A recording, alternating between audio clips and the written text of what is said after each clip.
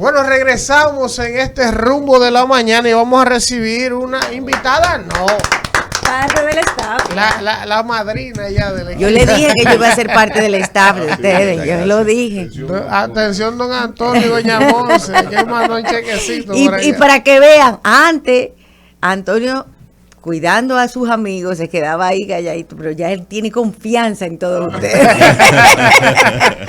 Entonces vamos a recibir a doña Circe Almanzar, vicepresidenta ejecutiva de los industriales, porque hay muchos temas importantísimos que abordar, sobre todo, ¿verdad? Conocer ya promulgada la ley de tasa cero, a las importaciones que tanto se debatió, que tanta preocupación ha traído a diversos sectores, incluyendo los industriales, el CONEP, los productores y los partidos de oposición. Finalmente se aprobó. Ahora bien, Circe, iniciar. Lo que se aprobó satisface a los industriales, porque vi un titular en el periódico hoy como que a mí me llamó a extrañeza. ¿Están ustedes satisfechos con esto de la ley? ¿Entienden ustedes que va a tener algún impacto en lo que busca la ley? Mira, nosotros hay situaciones en las cuales como sector, como representantes de un sector en específico de la sociedad, uno tiene que decir sus posiciones y las va a mantener. Nosotros entendemos que debe tenerse mucha cautela a la hora de implementar medidas como esa. O sea, son medidas que violentan todo lo que es un trabajo de relaciones internacionales, de política comercial, que por una situación de emergencia tú puedes crear una vulnerabilidad muy grande. Ahora bien, las autoridades tienen en sus manos el poder de decisión. Y nosotros sí planteamos nuestras posiciones y ya a sabiendas de que no había un cambio de posición, o sea, de que se entendía que esto podría ser un aliciente para el propio gobierno, para en caso de que, como lo decían ellos, en caso de que haya una subida muy grande de precios o que haya escasez, ellos pudieran tomar ese proyecto de ley para permitir importaciones y que no se hiciera de manera irregular. Pues nosotros lo que hicimos fue, llegamos hasta, planteamos nuestra oposición, planteamos nuestras posiciones con fundamento, pero llegó un momento en que lo que dijimos, vamos a establecer algunos controles o vamos por lo menos a buscar mecanismos para impedir o para evitar que sean importaciones masivas que lesionen el aparato productivo. Porque recuerden que cuando hablamos de una ley, cuando tú estableces por ley un derecho, el derecho tú no lo puedes no se lo puedes restringir a nadie. O sea, una ley que te dice, está libre la importación de todos estos productos durante 6 meses, tú pueden importar todo lo que quieran con 0 arancel, ¿verdad? Entonces, ¿qué pasa? En la producción agrícola en República Dominicana, en todos los países del mundo, la producción agrícola es muy sensible y la agropecuaria también, porque tiene ciclos de producción. Claro. Tiene ciclos de producción, pero además, si tú tienes algunos productos que puedes dejar almacenados y que puedes sacarlo en un momento determinado y te pueden lesionar tu aparato productivo. Claro. Entonces, la forma en que lo establecimos fue una forma de que se tratara de, por lo menos, dialogar y consensuar qué productos se deben importar. Eso es importante. ¿Qué productos de esos 67 líneas arancelarias que hay ahí, qué productos se necesitan y se requieren importar dadas las condiciones? Que ojo, las condiciones son cada vez peores, lamentablemente, porque las condiciones no son locales, son internacionales, o sea, son situaciones que están pasando en el mundo entero y tú hablas con cualquier persona de otro país y te dice, situaciones que están peor que nosotros. Y luego determinar las cantidades y determinar el momento en que tú paras también. Porque esos 6 meses la gente piensa, son 6 meses. 6 meses es mucho, señores, para un aparato productivo. Entonces, Yo creo, y lo que decía nuestro presidente ayer, es que están ahí las condiciones para evitar que se lesione el aparato productivo. El proyecto de ley tiene las disposiciones que se requieren para que esto no se convierta en un peligro. Ahora bien, ahí están y esperamos y tenemos confianza en que no se van a aplicar. Pero la semana pasada salió un titular que decía que los industriales, ponen evidencia de que lo que se aprobó en el Congreso no fue lo que se pactó con los industriales. Creo que fue una confusión, de hecho. Porque hoy ya dice que... De hecho, fue una confusión que hasta el mismo César, que fue que lo dijo, César Dargan, lo aclaró en unos tweets, porque él se malinterpretó lo que él dijo. Okay. Lo que nosotros decíamos es básicamente que seguimos entendiendo que no era la decisión correcta. O sea, que ojalá no se hubiese tomado, pero que en vista de que se llegó a un acuerdo. Óyeme, nosotros como sectores, y todos los sectores de la sociedad, y sobre todo los sectores que entienden la importancia del ambiente de confianza, de la gobernabilidad, del equilibrio, del diálogo, tenemos que pactar muchas decisiones. Tenemos que lograr consensos. El consenso no quiere decir unanimidad. Tenemos que lograr armonía. Nosotros trabajamos todos los días con las autoridades. Nosotros tenemos que llegar a fórmulas en las cuales tengamos un cierto entendimiento para poder seguir con muchas otras cosas que tenemos. Y la verdad es que es muy fácil tú decir, bueno, pero es que uno tiene que apoyar al país. Y yo decía en un tuit que hizo la IRD, que nosotros no tenemos la menor duda de que la decisión tomada por el gobierno y por el presidente Abinader de someter ese proyecto fue con buenas intenciones. Claro. Sí, claro. Fue con buenas intenciones y por eso nosotros tenemos que ayudar y tenemos que trabajar de manera conjunta. El tema es que a veces tomamos decisiones y no entendemos quizá la sensibilidad de otros.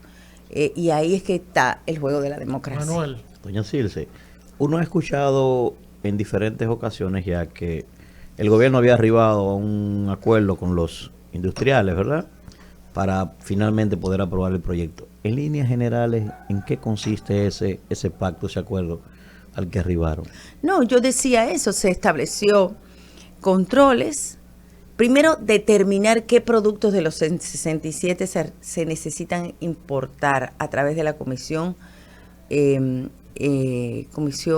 Importaciones Agropecuarias, que está presidida por el ministro de Agricultura e integrada también por el ministro de Industria y Comercio, por el director de aduanas, por el director de INESPRE, creo que del Banco Agrícola también. Hay una serie de funcionarios que lo integran y que esa comisión defina en el momento en que considera que se deben abrir las importaciones y también abrir o establecer las cantidades que se podrían importar. Es como una especie de cuotas, que ahí también es un tema complejo porque ustedes saben que las cuotas no han sido algo que se puede manejar tan fácilmente, pero también hay una parte importante que es que para los productos de la rectificación técnica, o sea, los productos sensibles agrícolas que están contenidos en esas 67 partidas arancelarias, se abrirá un diálogo con los productores para que ellos participen en las decisiones. Y yo creo que eso es positivo. Nosotros estuvimos siempre trabajando con los sectores y los productores. No fue simplemente la IRD como asociación de industriales, sino también los productos primarios, o sea, los que producen. Sí. Y yo creo que por lo menos logramos una cierta equilibrio y mecanismos de control que le permitirán al propio gobierno salvar cualquier situación. Porque al fin y al cabo, la empresa, el comercio, la libre empresa, es libre empresa, sí, pero tiene regulaciones. Y eso es lo importante de tú tener algún tipo de regulaciones, claro, para evitar que el daño sea mayor. tú tienes decisiones que tomas excepcionalmente, pero esas excepciones tienes que cuidarlas porque te pueden cambiar todo el entorno. Danira. Circe, ¿cuándo entiende usted que pudiera sentir el pueblo dominicano este alivio en los precios de los productos, ¿verdad? A partir de la entrada de la ley de tasa cero. O sea, ¿cuándo uno pudiera empezar a ver el beneficio? Porque esa es la idea. Se supone que esa es la idea del proyecto. Entonces...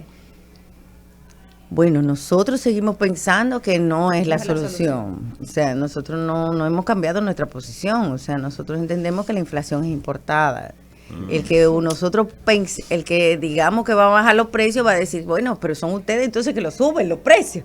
Nosotros nunca jamás podríamos estar de acuerdo con eso. O sea, la inflación se produce por que hay una situación mundial que ha eliminado o ha sacado del mercado mundial un 40% de lo que se producía. Claro. Cuando tú sacas de la producción mundial un 40%... Con la misma demanda. Con la misma demanda, algo pasa, señor. Circe. Y escasez que no la hemos tenido, gracias a Dios, y que espero que no la tengamos.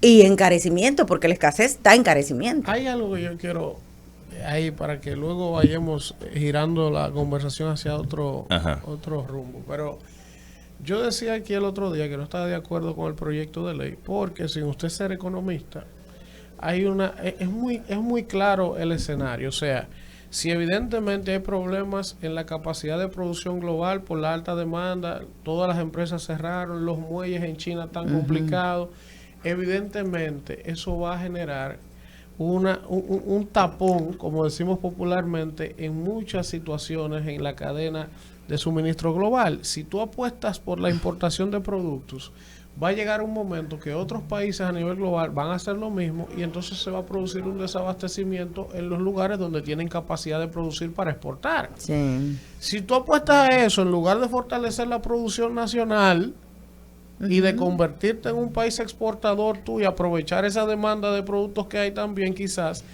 a mediano y largo plazo tú vas a tener un problema igual o peor. Entonces, si ustedes están convencidos de eso, todo el mundo está convencido de eso y no hay que ser un científico para entender eso, ¿por qué darle para adelante a esto por encima de prácticamente de todo el mundo? O sea, porque y algo raro, porque el presidente ha mostrado capacidad de rectificar en algunas decisiones. ¿Qué entiende usted que ha movido el gobierno por encima de todo el mundo a querer aprobar esto cuando no es la solución del problema? La verdad es que no me atrevería a especular. Yo entiendo que quizás es un mecanismo para dar señales a la población de que se tomaron medidas. Hubo algunos países que tomaron medidas parecidas. Sin embargo, cuando tú buscas la medida se focaliza más en productos que no se producen en el país. O sea, en el caso de Colombia, que se estaba sometiendo, tiene una coletilla, dice siempre y cuando no se produzcan, no estén registrados como producidos en Colombia.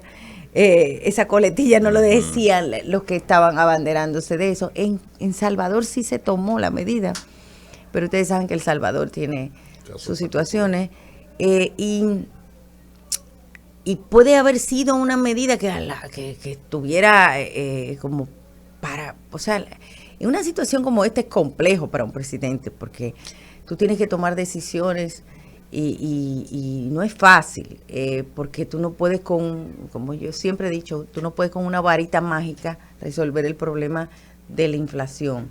Y la verdad es que nosotros como país hemos tomado decisiones positivas en el sentido de que hemos preferido el crecimiento, la recuperación económica antes que controlar la inflación. Y eso es positivo porque tú tienes una actividad económica que se ve. Ahora te crea y te impresiona más la inflación.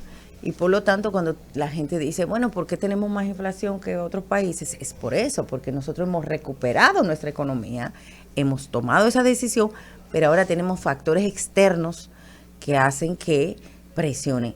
Lo que a mí me preocupa, y eso es lo que yo creo que tenemos que ya pasar esa página de los aranceles, es que no estemos dedicando el tiempo para visualizar lo que puede pasar el año que viene con el tema del abastecimiento. Y esa es nuestra gran preocupación.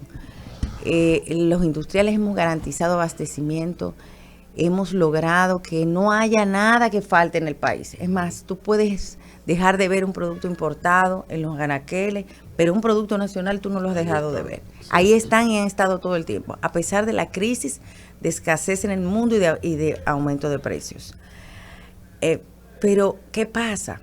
Cuando yo hablaba del 40% de faltante de oferta, de producción de algunos productos, como por ejemplo los granos, eso es lo que está pasando ahora mismo. Pero ¿qué pasa? En una guerra de países tan importantes que influyen tanto en la economía mundial, tú tienes la siembra, ahora mismo no se está produciendo. Sí. Y esa siembra es para el año que viene. Así es. O sea, que los peores momentos están por venir. No, yo no quiero ser tan pesimista, pero tenemos que concentrarnos, tenemos que estar claros que hay una curva bastante compleja. En ese sentido, doña Circe, ¿por qué los industriales, a los que el gobierno le ha dado mucha cercanía y ha despachado con ellos públicamente en múltiples ocasiones, no aprovechan para en un momento como este, por medio de la ley de tasa cero, importar al país productos constituyentes de materia prima para abastecer? Para abastecerse a tasa cero, y que el aceite, por ejemplo, que sea casi triplicado de precio, las amas de casas no tengan que comprarlo tan caro a partir de esas facilidades. Fíjate, nosotros tenemos que es algo de lo que a veces no entendemos, por eso es que decimos la política comercial es bastante compleja. Sí, es muy compleja. Porque nosotros, esos productos que tú estás hablando de materia prima están en cero arancel. ¿Y por qué están tan caros? Porque están caros en el mundo. Correcto. Okay. Y no ha bajado. Las materias primas, nosotros tenemos la mayoría, bueno, yo diría que casi todas las materias primas, salvo lo que son consideradas materia prima para ti, pero que son un producto final para mí. Ah, perfecto. Porque acuérdense que ese es el tema. La industria es muy compleja, porque tú produces un bien, pero tú consumes mi bien o el bien de otro para producir lo tuyo. Entonces, para ti, lo mío es un insumo. ¿Qué pasa? Que cuando tú quieres más competitividad, tú dices, bueno, yo quiero traerlo de donde sea, no comprárselo a Circe, no. Yo quiero traerlo de donde sea, pero que las políticas productivas, de desarrollo productivo de un país, tienen que garantizar que Circe quede bien y que tú quedes bien. Sin ánimo de cuestionar. Porque si no, Circe se va a destruir. Doña Circe, entonces quito el valor agregado nacional. Sin ánimo de cuestionar nada, que hay productos que se industrializan en el país a partir de materia prima que se produce en el país y lamentablemente la gente lo está comprando muy caro. No le reclama el gobierno cuando le dice, por ejemplo, ¿por qué la salsa de tomate está tan cara? Si los campos del país están paridos de tomate. Por la lata. Por la lata. Pero vamos a echarle en el combustible con el que se prende la fábrica. La tarifa eléctrica que usted la subieron en noviembre. No. Y en enero. El pacto eléctrico la subió. No, todo eso lo lleva. Doña Circe, mire, aquí, por ejemplo, el caso Elvin y yo, inclusive, hasta fuera del programa, Elvin me ha estado... Por eso que me gusta venir aquí. Elvin me ha estado constantemente, se lo confieso a usted, que Elvin constantemente me ha estado presentando su preocupación por el tema del abastecimiento. Me dijo inclusive, yo voy a comprar, a ver si puedo ampliar la compra para guardar algunos productos enlatados, porque la situación es compleja. Ahora que usted menciona eso, quisiera preguntarle, doña Circe, ¿tenemos en el país capacidad logística y de almacenamiento quizás para comprar productos un poco más o traer materia un poco más para poder paliar eso en caso de que se dé un desabastecimiento a nivel global? ¿Hay esa logística y ese almacenamiento aquí en el país? Sí, nuestro país está muy desarrollado a nivel logístico. Nosotros tenemos grandes almacenes, estamos en proceso de instalación de muchos almacenes. De hecho, eso es parte de las iniciativas que está llevando a cabo el gobierno, sobre todo la Dirección General de Aduanas, de fortalecer a República Dominicana como hub logístico. Sí. Creo que sí. El tema es que no todos los productos se pueden almacenar por tanto tiempo. Hay productos que tienen que estar refrigerados, hay productos, pero hay bastante. Inclusive en la pandemia nosotros tuvimos ese ejercicio, al inicio de la pandemia, de cómo lograr abastecerse, y precisamente eso fue parte de quizá lo que ayudó a que nunca hubiese problema, porque muchas industrias nosotros desarrollamos unos comités de protocolo interno, y ahí todos los industriales hablaban de cómo abastecerse, cómo garantizar la materia prima adecuada, inclusive compras conjuntas, para que se pudieran intercambiar entre ellos la materia prima. Pero sí se puede. Yo creo que por eso digo que ahora mismo el gran reto va a ser cómo seguir trabajando para evitar que el impacto sea mayor. Si me hubiesen consultado, soy una ficha a la izquierda para el gobierno, pero No.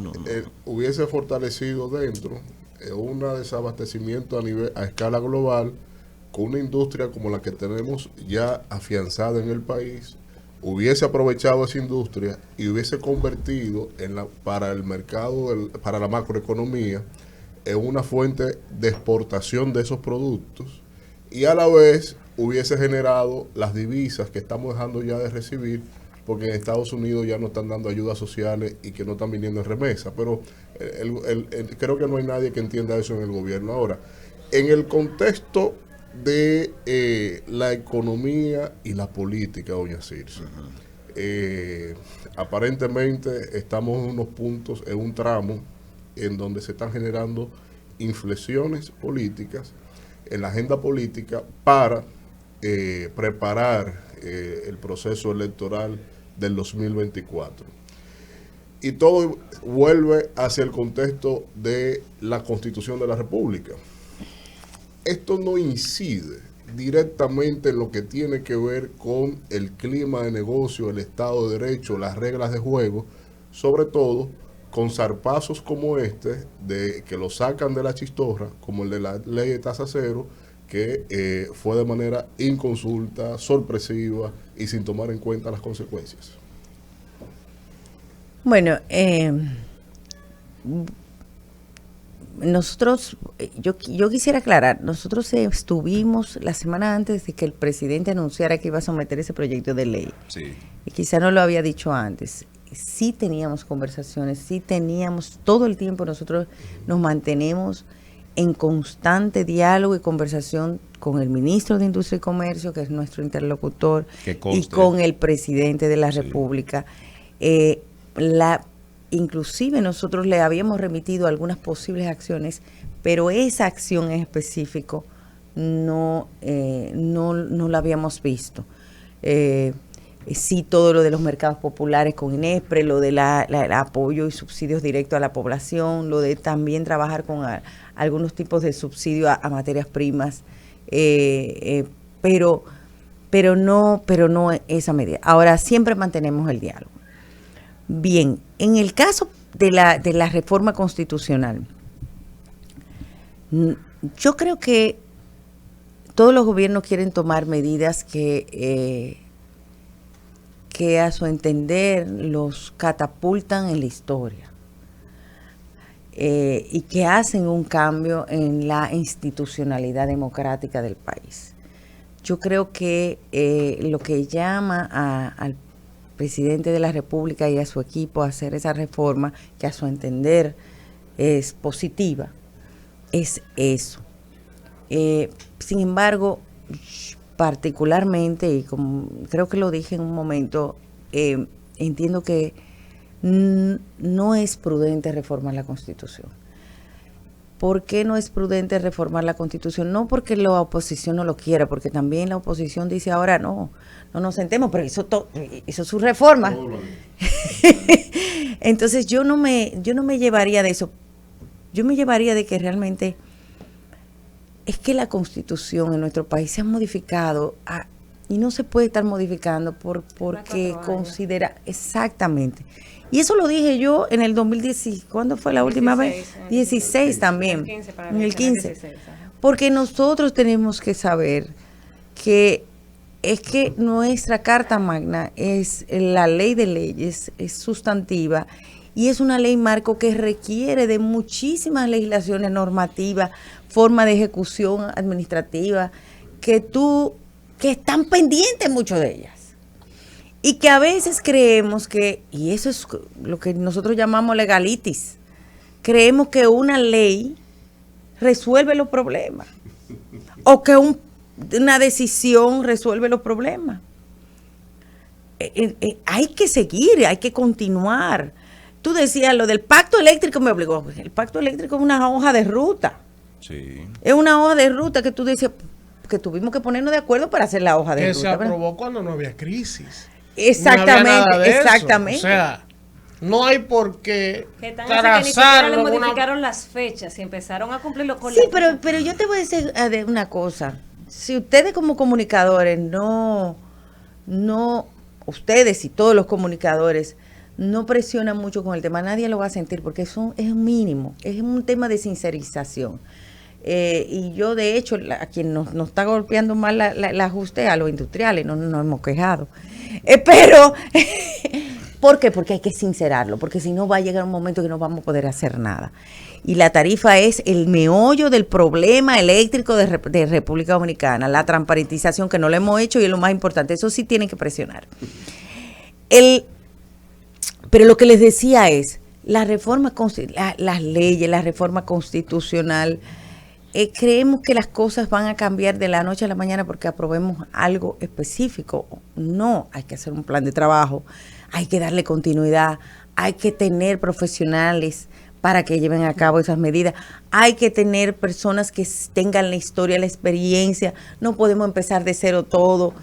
Y parte de la preocupación que tenemos es que se debilita la institucionalidad en la medida en que pensamos que una ley va a cambiarlo todo. Y la reforma, o sea, tú cambias la cabeza del Ministerio Público o la designación, la forma de designación, pero tú tienes ahí el mecanismo de cómo se designan todos los ministerios públicos. ¿Cómo es? Por carrera. Eso ha resuelto que todos los fiscales sean competentes o que estén ajenos a cualquier hecho delictivo. No necesariamente. Y son independientes. Hablando de reformas, doña Circe, vuelve esta semana al debate nacional el tema de la reforma policial, que siempre vuelve cuando hay una crisis, cuando se produce un hecho como el caso lamentable del joven David de los Santos. ¿Qué entiende usted que le ha faltado a los gobiernos para de una vez y por todas reformar esa policía, cambiar de verdad esa Policía Nacional, que solo nos acordamos de eso cuando hay un problema, pero que gobierno tras gobierno quedamos en lo mismo y el problema sigue? Bueno, yo decía ayer que la verdad es que yo no creo que sea un problema de voluntad política. Yo creo que el gobierno ha tenido toda la voluntad del mundo, de hecho ha tratado de hacer muchas acciones, pero cuando tú tienes un 95% del presupuesto que está destinado a gastos de personal, ¿cómo tú puedes tecnificar una Policía Nacional? No hay dinero, no hay recursos, hay un problema estructural ahí, hay un problema que no se resuelve con una ley, no se puede resolver con una ley ni con un documento, se resuelve con poner en práctica una serie de reformas estructurales que hay que llevarla a cabo con tiempo, con un sinnúmero de planes, acciones que creo que están contenidas en la misma propuesta y que ahora hay que ejecutarla. Pero yo pienso que lo más importante aquí es lo que está pasando en la sociedad dominicana, que es un tema de formación. Una degradación terrible. Es un tema de formación. Y lo vamos a ver en todos los estamentos, en todos. Hay un problema de base, de formación, de valores que permea en todas las instituciones, en todos los sitios, en todos los sectores de la sociedad, está permeando. No hay, si tú no tienes a agentes de la policía con una formación adecuada, no te van a responder con la medida acertada. Y eso es lo que pasa. Bueno, gracias a Circe Almanzar por haber estado con nosotros siempre. Se nos quedan temas, se nos quedan. Ya en la pausa le diré una que le guardaré para la próxima cuando vuelva, pero gracias, honrados y privilegiados de siempre poder compartir. Vámonos al Rumbo de la mañana.